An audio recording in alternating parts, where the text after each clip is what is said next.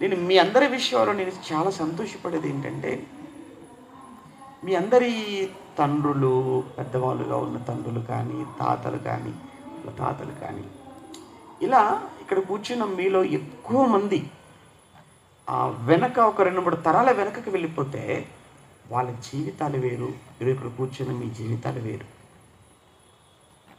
నిజంగా నాకు మీ గురించి వింటున్నప్పుడు ముఖ్యంగా అసలు ఎలా మీరు మారారు? ఎలా మీరు అవన్నీ వదిలేశారు? ఎలా మీరు ఈరోజు కష్టపడి, చెమటోడ్చి, ఒళ్ళొంచి మీరు ఎలా పని చేసుకోగలుగుతున్నారు? అంటే ఇదంతా నిజంగా దేవుని దయ.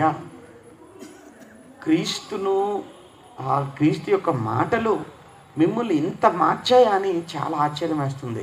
ఒకటే అనుకున్నాను, నిజంగా ఇంకా వాక్యం ఎంత గొప్పదో, క్రీస్తు బోధలు ఎంత ఉన్నతమైనో చెప్పడం కంటే కూడా నిజంగా మీలాంటి వాళ్ళని చూపిస్తే సరిపోతుందేమోనని నాకు అంత అనిపించింది. అంత స్ఫూర్తి పొందాను. మీ అందరి సాక్ష్యాలు వింటున్న